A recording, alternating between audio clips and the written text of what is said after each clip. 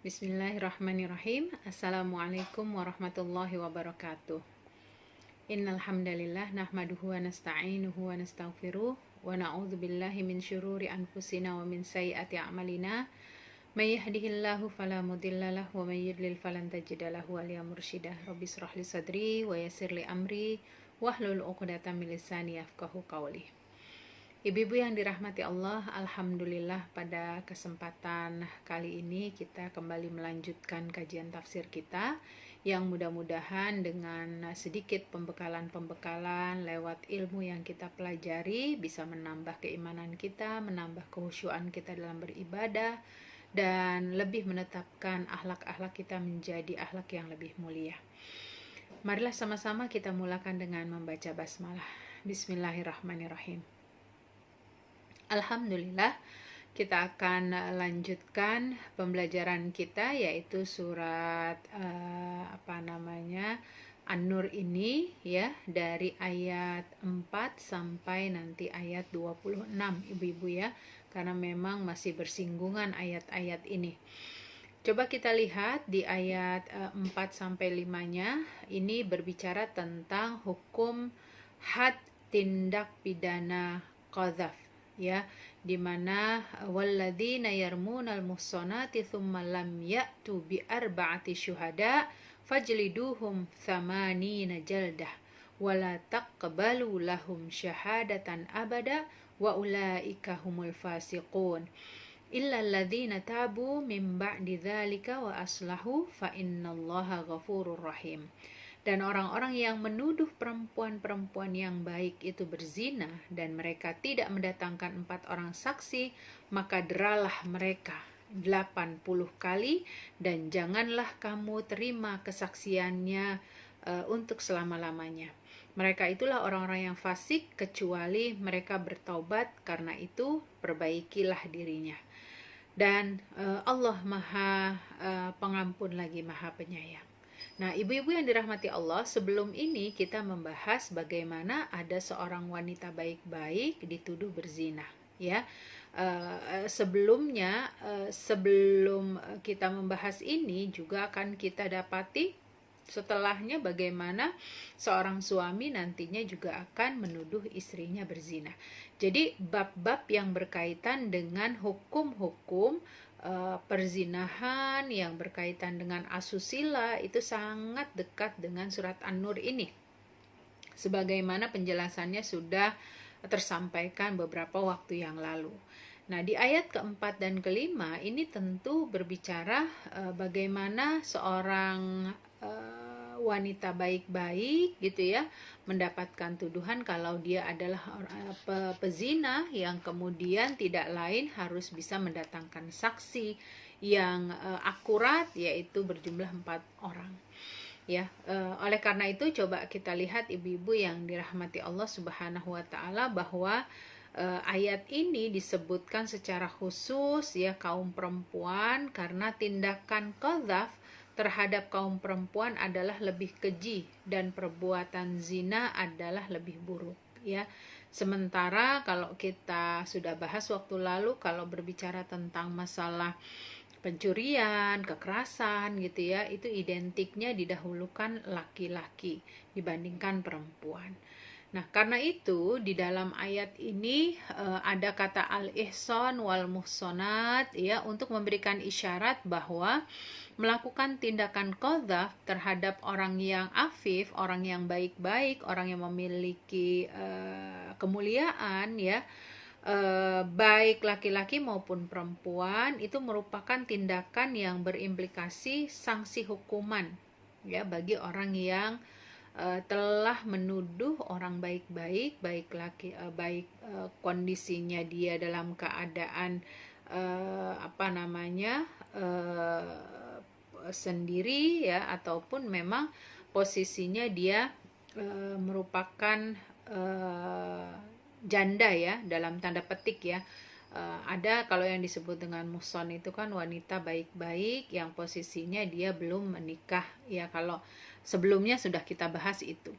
Nah, tapi di sini makna ayat di atas adalah orang yang mencaci maki, menjelekkan, mencemarkan nama baik kaum perempuan yang memiliki sifat ifah gitu ya. Jadi tuduhan-tuduhan lah yang diberikan kepada wanita baik-baik yang pada hakikatnya dia menjaga dirinya gitu selama dia juga statusnya merdeka, kemudian dituduh gitu ya dengan berzina, maka di sini harus diberikan pembuktian ya.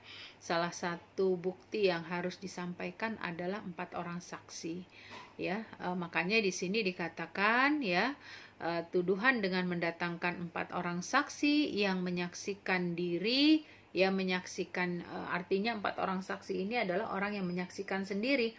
Ada 3 hukum bagi mereka ya, sebagaimana yang disebutkan dalam perkataan dari para ulama tafsir di sini. Yang pertama, dijatuhi hukuman dera sebanyak 80 kali. Yang kedua, kesaksiannya ditolak dan tidak diterima selama hidupnya dalam kasus apapun. Jadi kalau ada seorang yang menuduh wanita baik-baik itu melakukan sebuah perzinahan, maka dijatuhi hukuman dera sebanyak 80 kali kalau dia tidak bisa mendatangkan saksi. Kemudian yang kedua, kesaksiannya itu disebutkan nggak boleh diterima gitu ya, sebagaimana ayatnya wala taqbalu lahum syahadatan abada. Jangan diterima ya persaksian dia setelah itu. Kemudian yang ketiga, divonis sebagai orang yang fasik. Faulaika humul fasikun. Mereka itu adalah orang-orang yang fasik, bukan orang yang adil ya, baik di mata Allah maupun di mata manusia. Nah, ibu-ibu, menunjukkan tindakan qazaf ini termasuk dosa besar ya. Karena tadi pada hakikatnya mencemarkan nama baik. Makanya kalau kita lihat di negara kita, mencemarkan nama baik itu menjadi satu perkara yang sudah tidak asing lagi, mencela, memaki, menuduh dan lain sebagainya. Padahal ini semua sudah merupakan bagian dosa besar.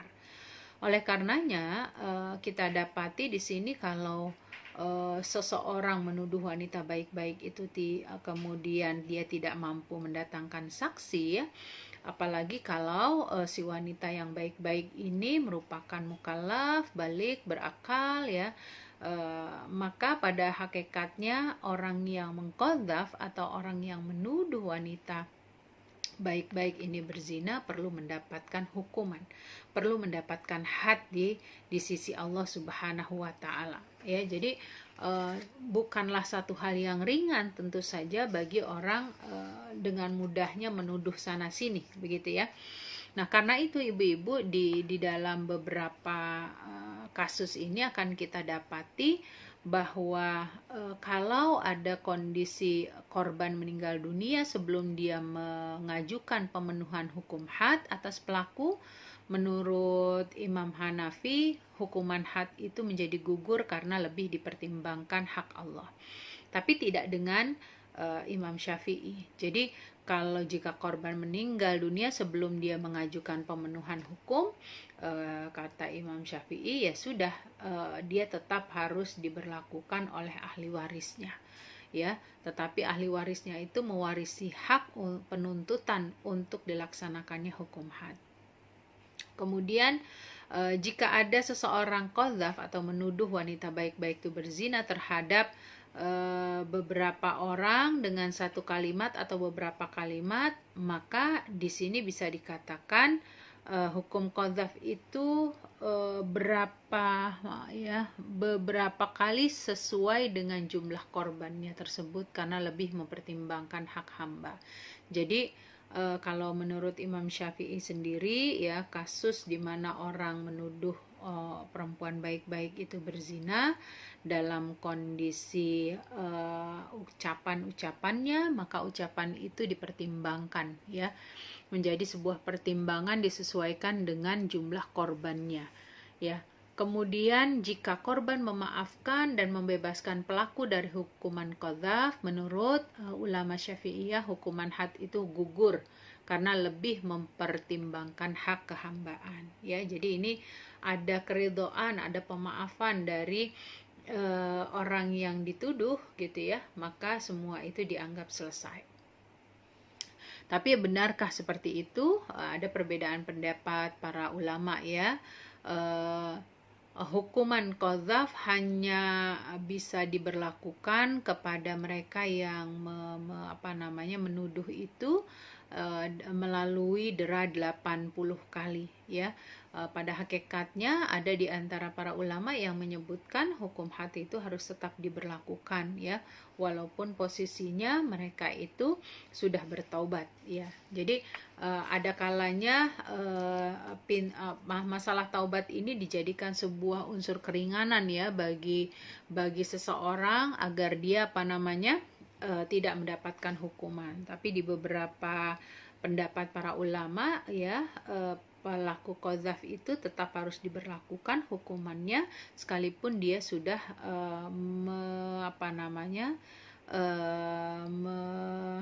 bertaubat ya di hadapan Allah Subhanahu wa taala. Kenapa?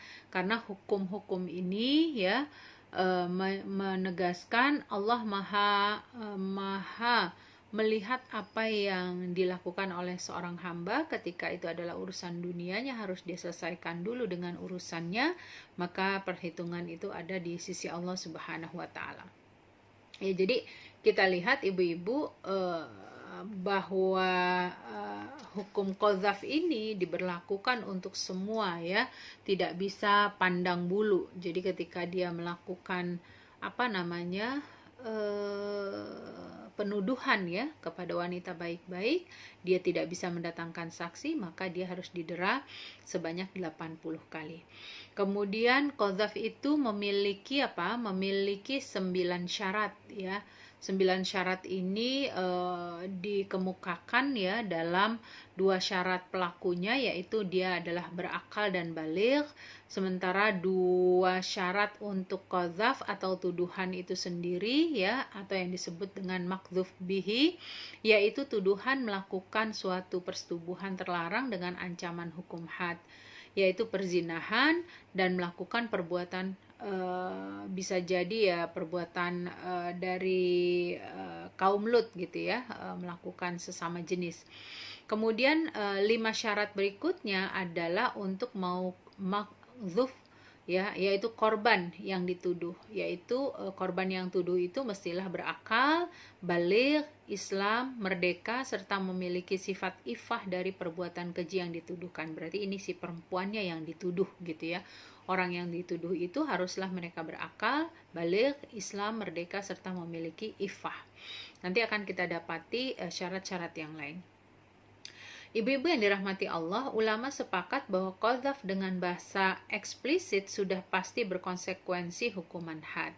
Jadi sebenarnya tidak gampang orang itu punya kebiasaan tuduh-menuduh, karena konsekuensinya harus jelas kalau dia memang mengambil langkah menuduh seseorang itu melakukan zina. Makanya jumhur ulama berpendapat bahwa tidak ada hukuman had qadzaf atas orang yang melakukan qadzaf terhadap seorang laki-laki atau perempuan dari ahlul kitab, karena dia bukan dikatakan sebagai muslim gitu ya. Jadi ini disebutkan oleh jumhur. Juga tidak ada seseorang menuduh berzina terhadap seorang anak perempuan yang belum baligh tetapi sudah memungkinkan untuk disetubuhi, ini juga kategori qadzaf menurut Imam Malik. Jadi berbeda pendapat terkait ada seorang perempuan yang dia belum baligh, ada seorang kafir dhimmi misalnya seperti itu ya, atau ahlul kitab. Ini masing-masing para ulama berbeda pendapat. Adapun menyangkut syarat penyampaian kesaksian, yaitu dilakukan secara bersama-sama di satu majelis. Jadi tidak boleh terpisah ya.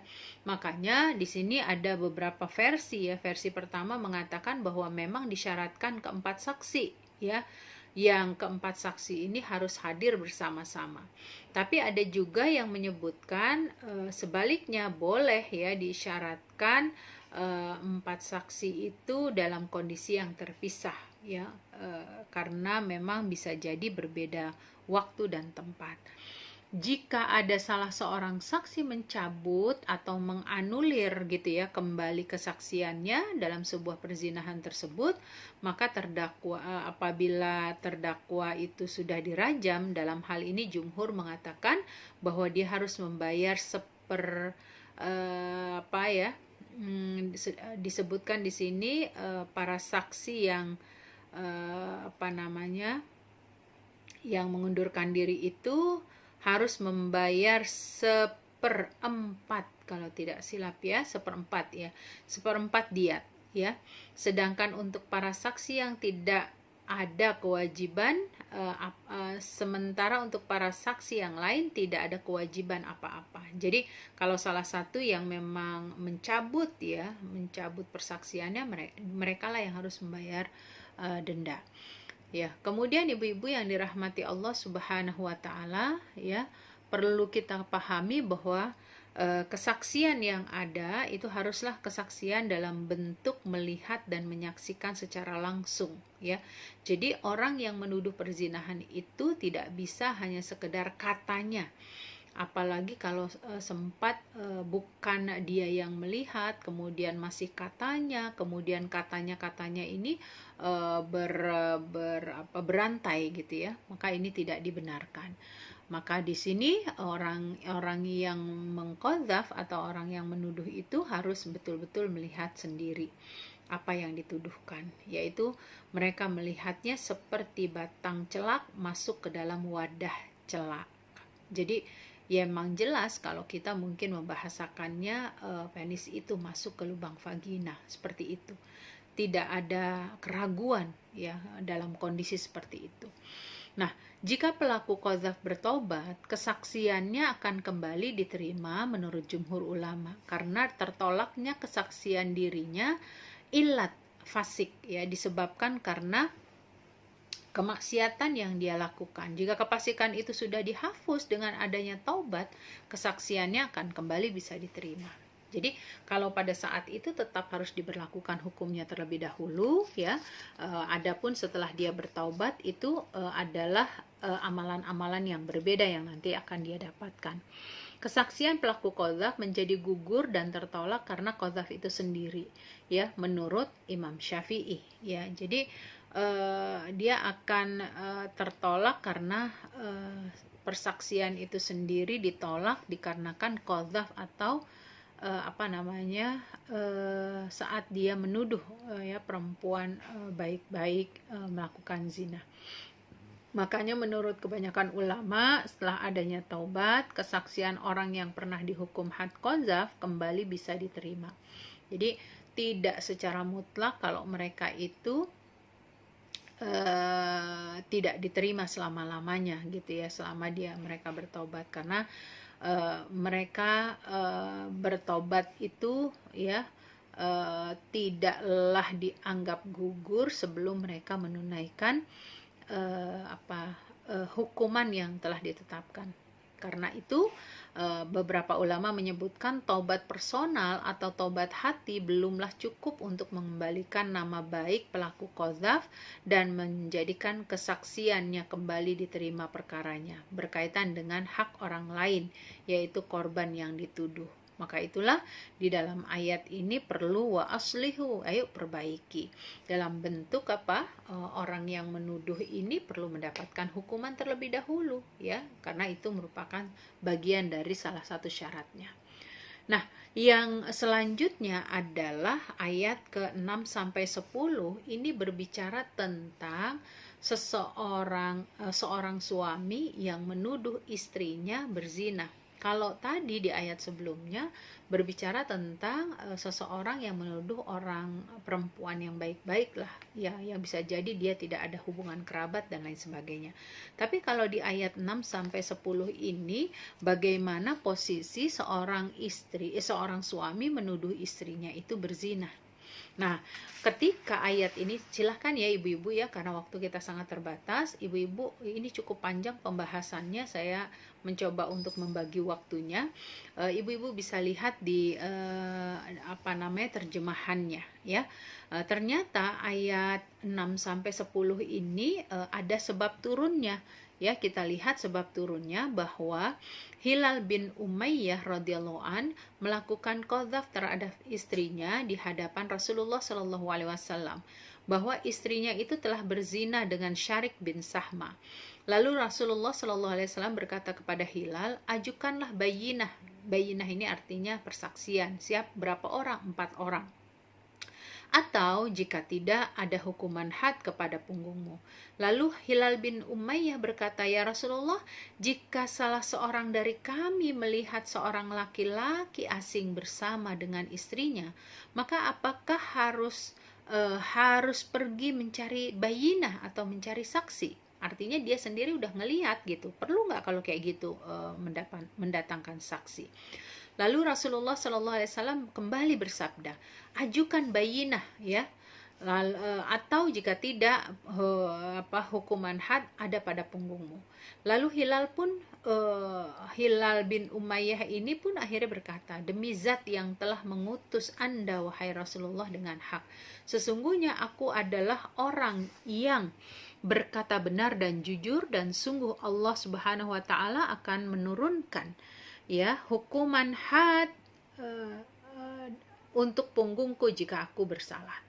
Ya, lalu Jibril alaihissalam pun turun dengan membawa wahyu berupa ayat-ayat ini, lalu Rasulullah Shallallahu alaihi wasallam membacakan ayat ini. Jadi ayat 6 sampai ayat 10 itu berbicara bagaimana porsi seorang suami mengqadzaf. Ya, ini nanti hukumnya jatuh kepada li'an. Apa itu li'an? Ketika seorang suami menuduh istrinya yang memang masih menjadi status istrinya gitu ya, menuduh dia berzina kepada orang lain.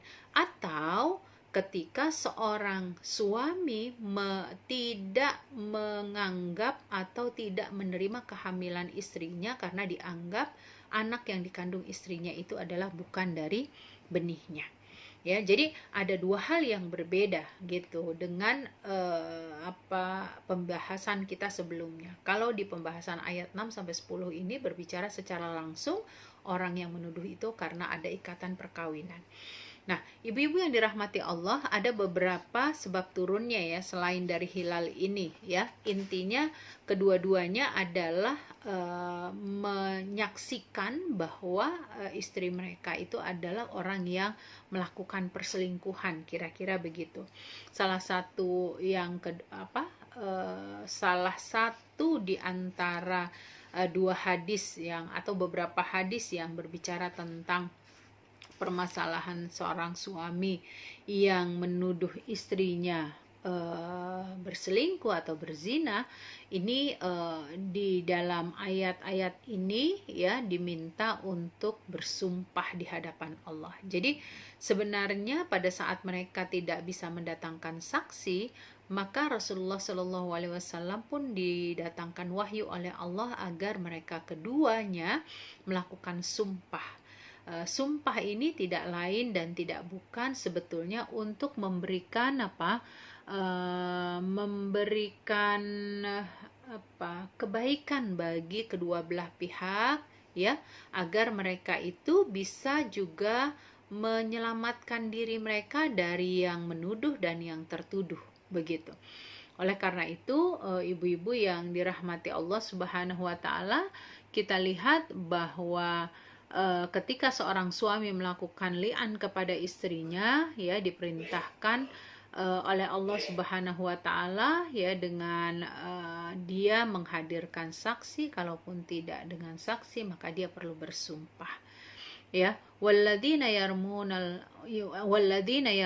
azwajahum wa lam yakun lahum syuhada illa anfusuhum ya fasyahadatu ahadihim arba'u syahadatin billah innahu laminas sadiqin wal khamisatu anna la'natallahi alaihi in kana minal kadhibin.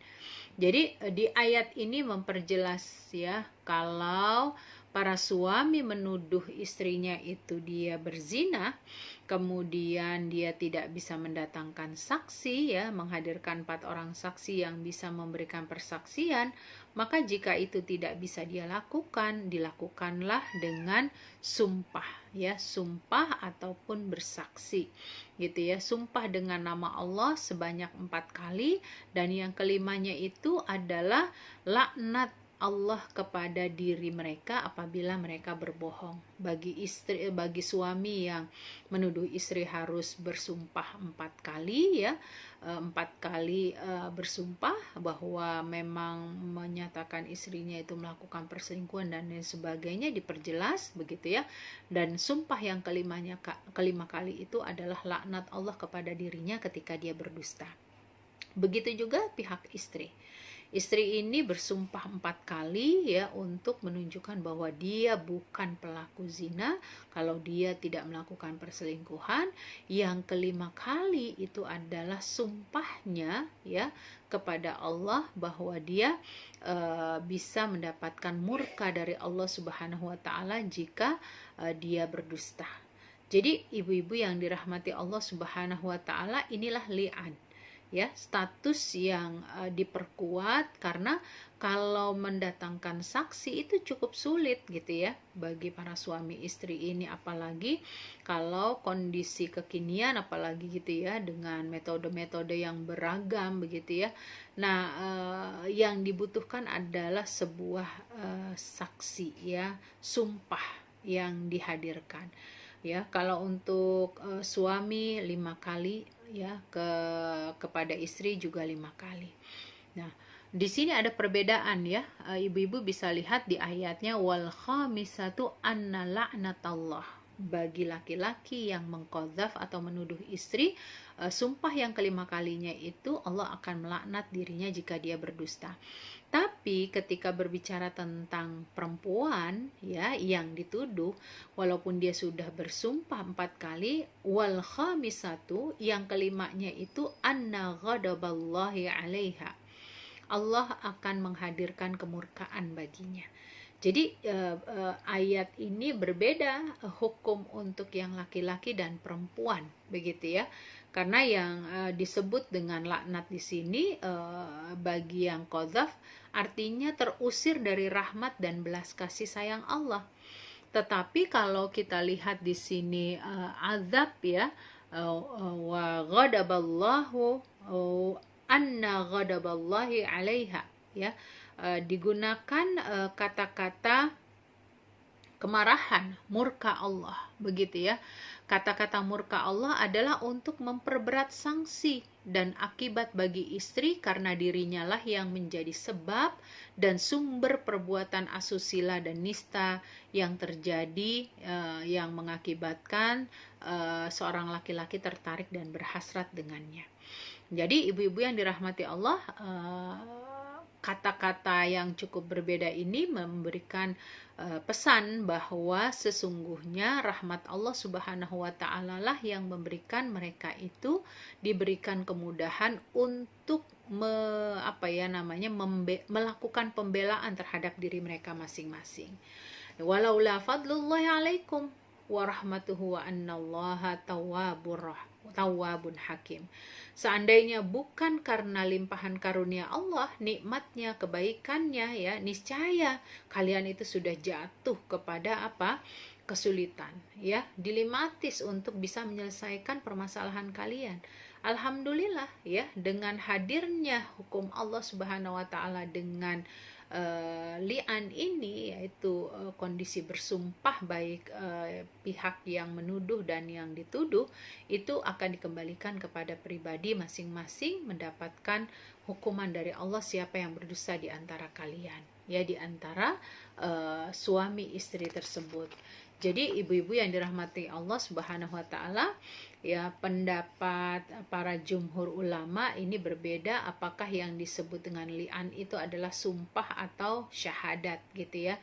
Tidak penting bagi kita, tetapi intinya adalah itu merupakan bagian sesuatu yang disampaikan, baik itu bisa merupakan sumpah ataupun bisa merupakan syahadat, ya.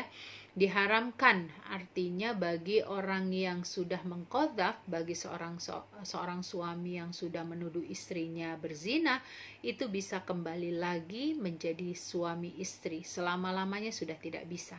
Ya, jadi karena apa? Di antara ulama ada yang menyebutkan dia sudah jatuh pada hukum, ya, hukum, bukan pada hukum cerai hidup, bukan juga pada cerai mati, ya.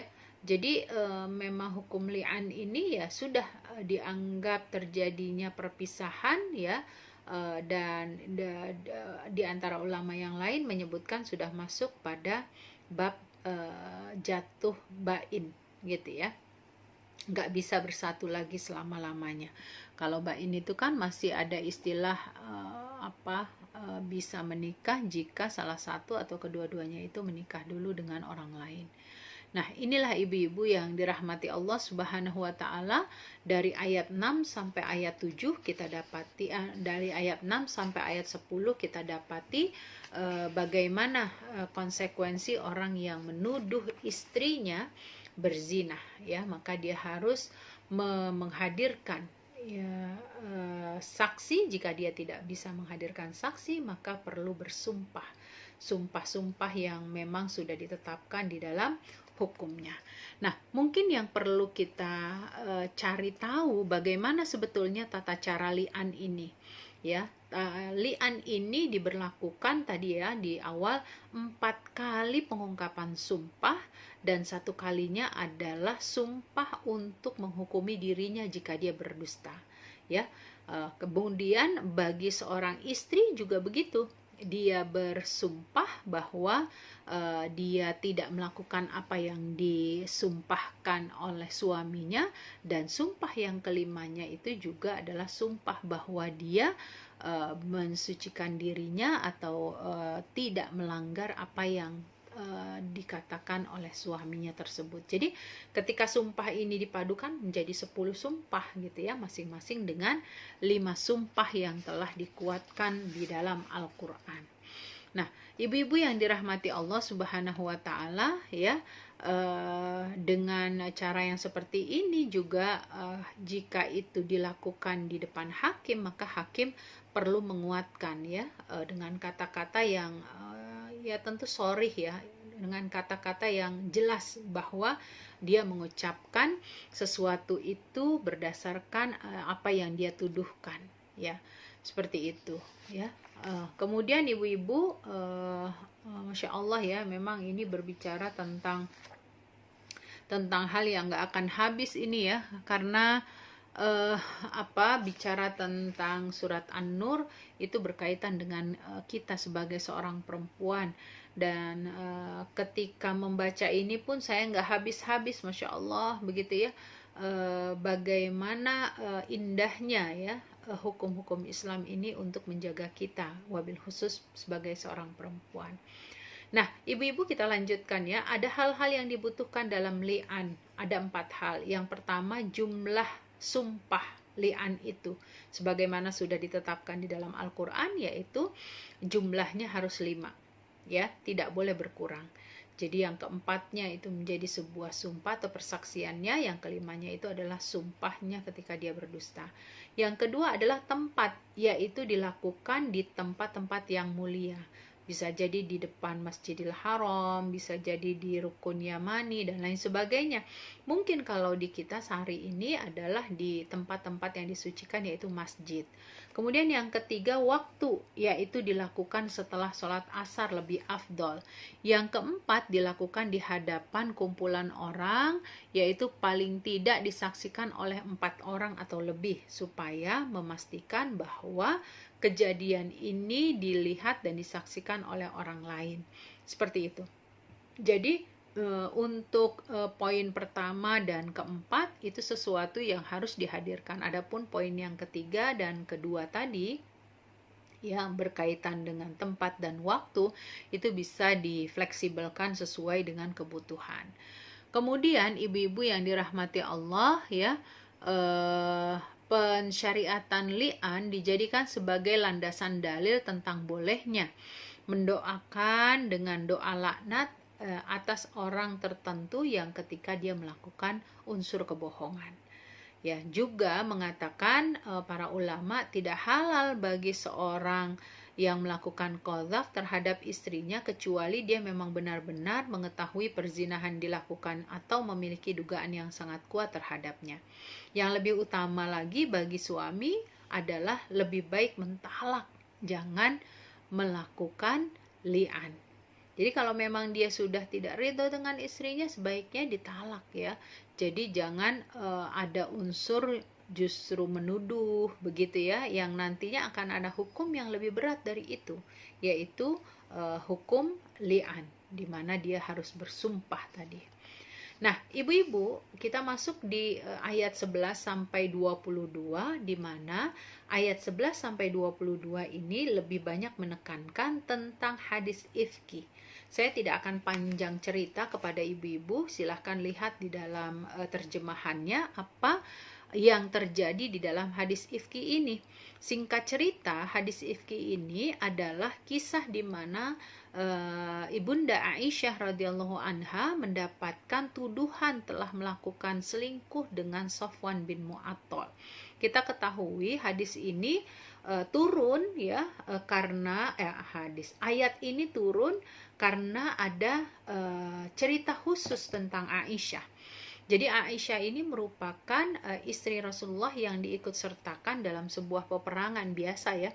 Kalau dalam peperangan itu Rasulullah biasanya mengundi ya, kalau bukan ngundi dalam artian berjudi ya, mengundi siapa istri yang kira-kira bisa diikut sertakan dalam peperangan itu. Nah, ternyata yang didapati adalah Aisyah. Nah, dalam kondisi tertentu ternyata peperangan sudah selesai, Aisyah itu ingin buang hajat gitu ya. Dalam kondisi buang hajat itu saat dia dapati kalungnya terlepas, maka dia kembali lagi ke tempat di mana dia berjalan membuang hajat. Ternyata pasukan Rasulullah yang biasa membawa Aisyah itu tidak mengetahui kalau Aisyah itu nggak ada di dalam tempat tanduknya begitu. Nah, ditinggalkanlah begitu ya Aisyah itu, dan tidak dirasakan bahwa Allahu Akbar. Mohon maaf ibu-ibu. mohon maaf. Tidak dirasakan bahwa posisi Aisyah tidak ada gitu, saking memang ringan sekali kondisi tandu tersebut. Nah, kemudian Aisyah ketika datang ya ke tempat di mana dia memang biasa ditandu oleh para sahabat itu, ternyata ketika dia merasa itu ditinggalkan ya,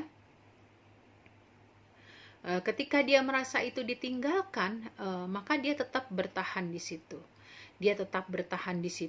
Yang kemudian datanglah Safwan bin Mu'attal ya, yang mana Safwan bin Mu'attal ini memang biasanya bertugas di akhir sesi ya. Jadi kalau kita tuh dia pasukan kebersihan gitu ya, kira-kira begitu, karena dia selalu terakhir melihat mana adakah barang-barang dari para sahabat yang tertinggal. Ternyata pada saat itu melihat ada Aisyah radhiyallahu anha ya, maka tanpa ada perkataan apapun kecuali inna lillahi wa inna ilaihi raji'un gitu ya, cuma kata-kata itu yang keluar dari Safwan bin Mu'attal pada saat beliau melihat Aisyah.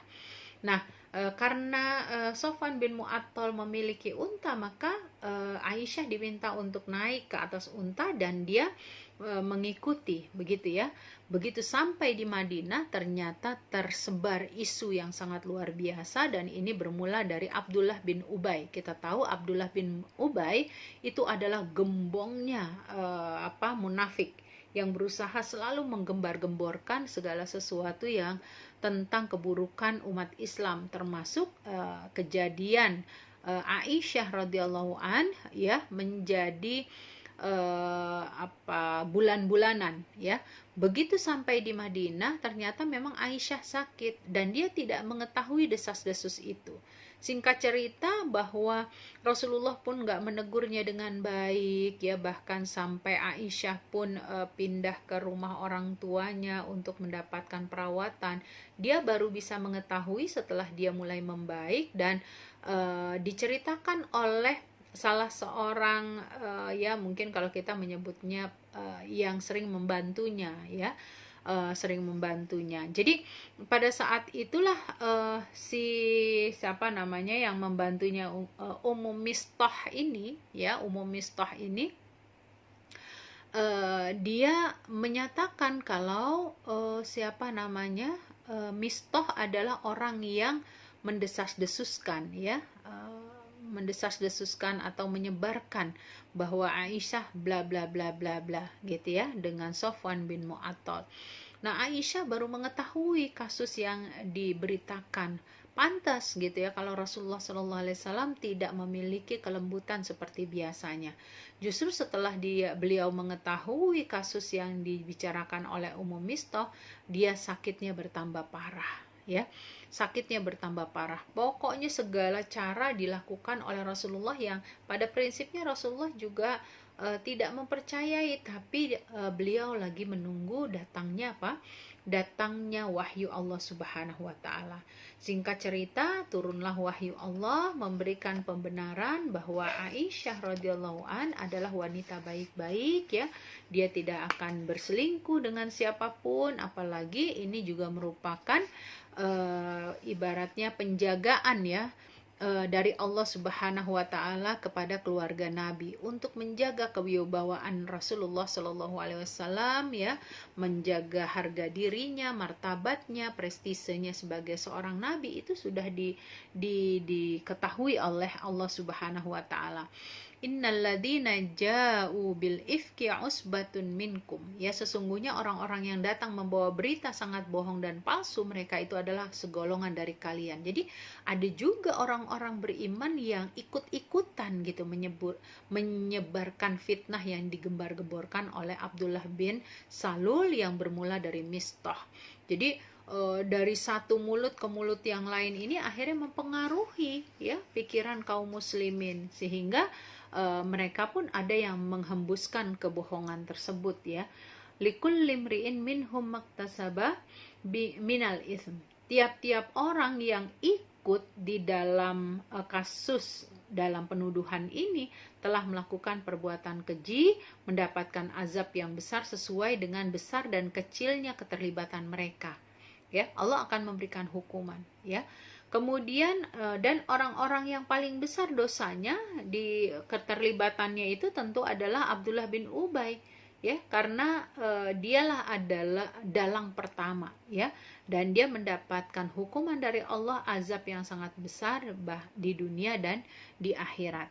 Nah, ibu-ibu yang dirahmati Allah Subhanahu wa taala, Allah kemudian memberikan di pendidikan ya, pembinaan, penguatan kepada orang-orang beriman yang mana mereka pada cerita ini ikut-ikutan gitu ya.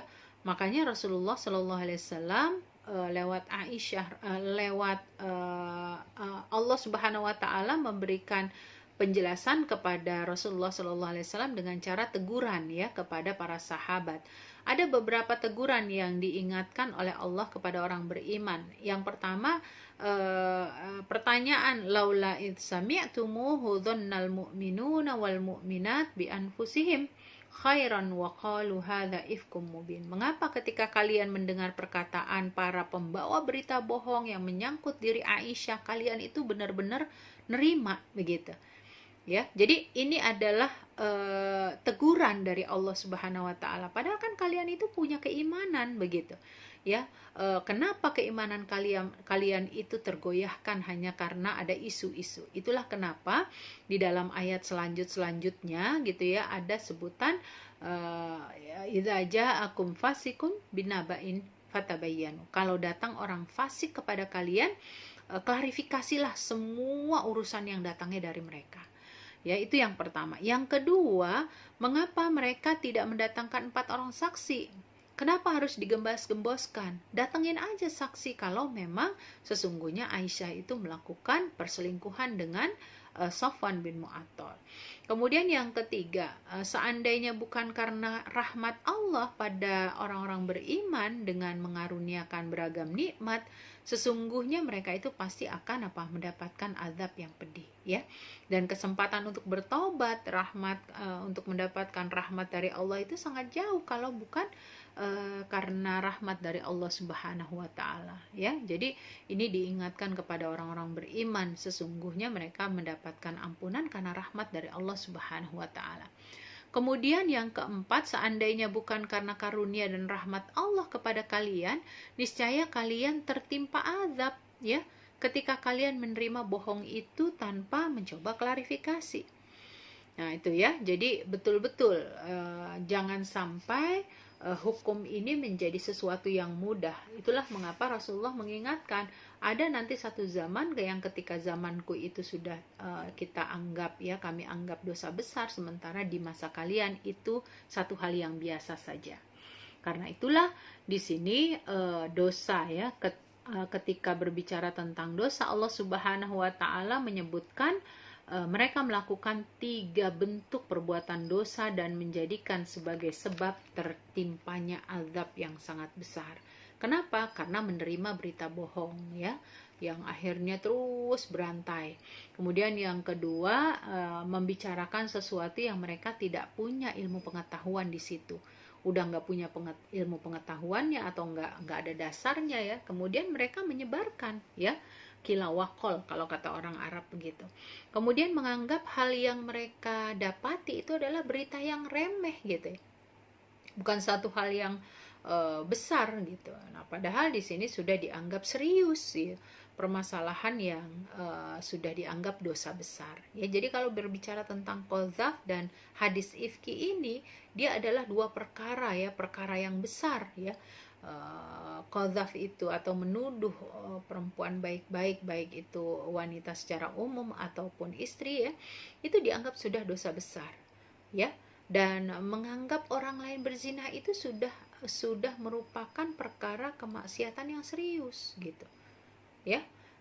Maka itu ibu-ibu, bagian yang keempat diingatkan kepada kita. Kemudian yang kelima, ini adalah bagian dari adab, ya, di mana orang-orang beriman itu mendapatkan pendidikan atau pembinaan dari Allah secara langsung, bagaimana dia harus menjadikan keluarga Rasulullah SAW itu menjadi panutan, dan harus mereka pahami bahwa tidak akan mungkin, ya, seorang nabi itu memiliki seorang pendamping, seorang pezina, begitu.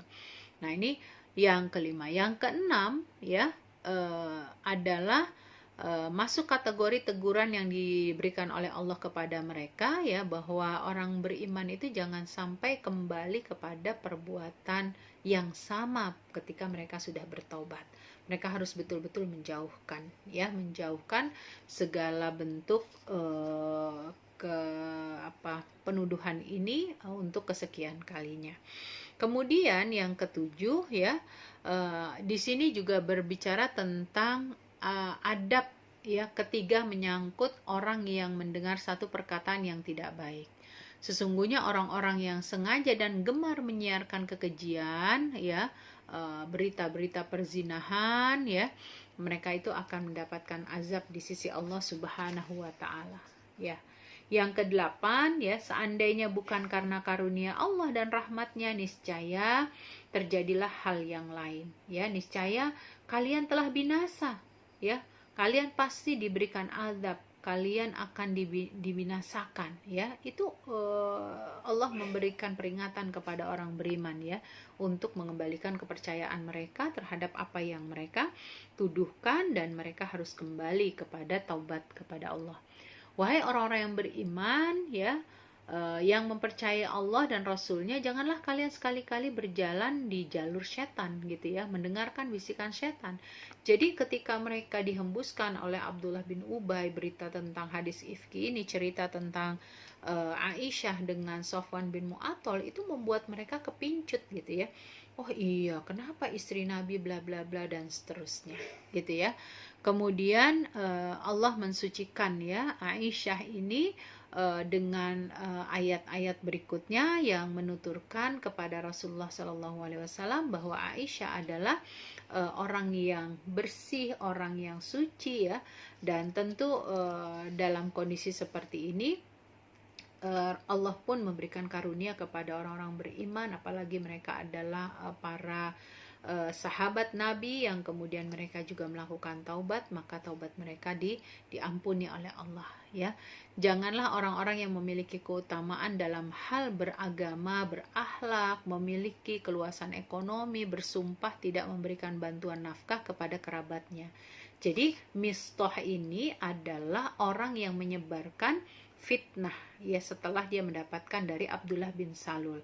Siapakah Mistah? Mistah ini adalah orang miskin yang mendapatkan bantuan dari Abu Bakar. Ternyata Mistah ini menyebarkan isu tentang Aisyah. Aisyah kan anaknya Abu Bakar. Maka mengetahui hal itu, ya, ketika Abu Bakar tahu bahwa Aisyah tidak ada unsur keburukan di dalam perilakunya, maka Abu Bakar mengatakan, aku akan memutuskan kafalah untuk Mistah. Nah, turunlah ayat. Jadi kalau kita berhadapan dengan orang-orang yang memang sudah melakukan keburukan terhadap kita atau keluarga kita, itu jangan sampai kita putuskan kebaikan yang sudah kita jalin terhadapnya. Termasuk apa yang disampaikan di dalam ayat ini, ya. Mistah ini sudah mendapatkan kita menyebutnya bantuan lah setiap bulan dari Abu Bakar, gitu. Nah, sempat Abu Bakar ingin menghentikan, tetapi kemudian turun ayat Allah, larangan bagi seseorang yang mencampur adukan, ya, antara perilaku seseorang itu dengan kebiasaan baik yang biasa dia lakukan untuk memberi bantuan.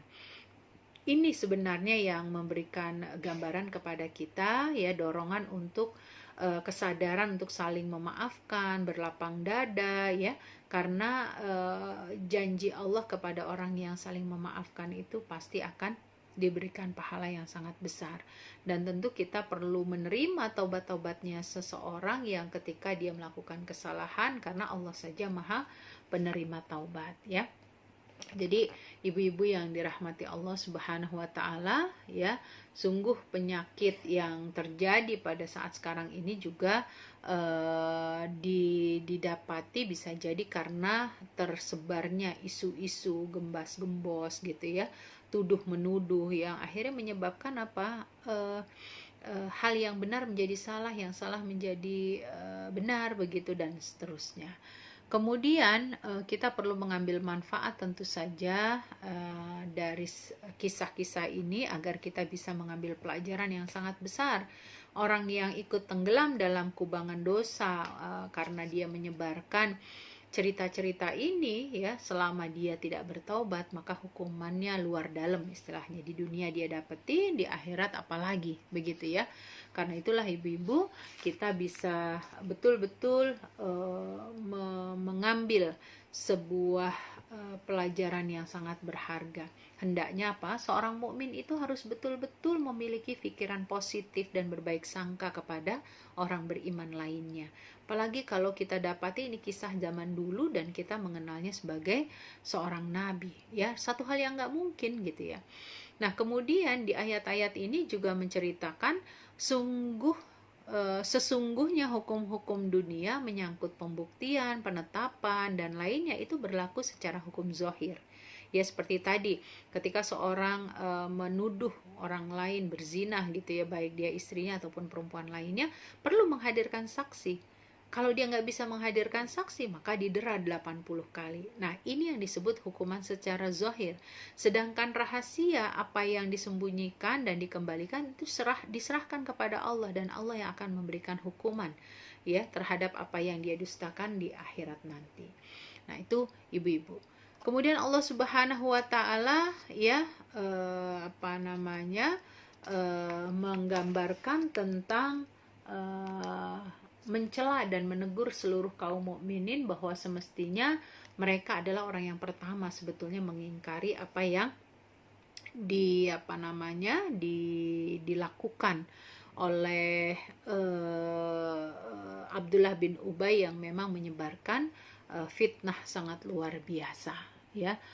Kemudian ibu-ibu yang dirahmati Allah, sesungguhnya orang-orang yang senang menginginkan tersiarnya perbuatan keji, ya, itu adalah orang-orang yang memang diharamkan oleh Allah Subhanahu wa taala masuk ke dalam surganya. Ya, Allah melarang orang-orang beriman yang lainnya mengikuti jejak langkah-langkah setan, bisikan-bisikan manusia yang bisa mengarah kepada perbuatan setan. Ya, hanya karena karunia Allah, ya, manusia itu jika mereka melakukan kesalahan kemudian mereka bertaubat, Allah akan berikan pintu taubat kepada mereka. Nah, inilah ibu-ibu dari hadis ifki. Kemudian kita masuk di ayat terakhir, yaitu ayat 23 sampai 26.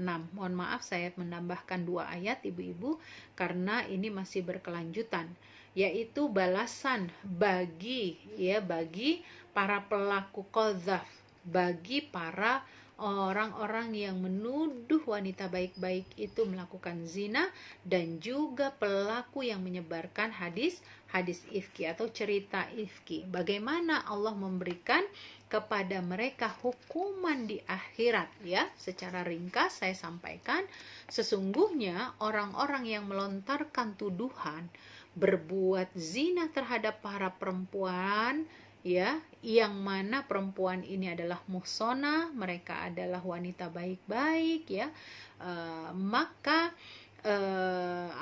mereka akan dilaknat oleh Allah Subhanahu wa taala di dunia dan di akhirat. Laknat di dunia adalah terpinggirkan, terisolasikan, terasingkan dari pergaulan, dihukum had, dijauhi dari orang-orang mukmin, nama baik tercemar, rusak, terdiskriminasi dan lain sebagainya. Dan di akhirat, ya, mereka terusir dari rahmat Allah dengan azab dan mereka masuk ke dalam api neraka.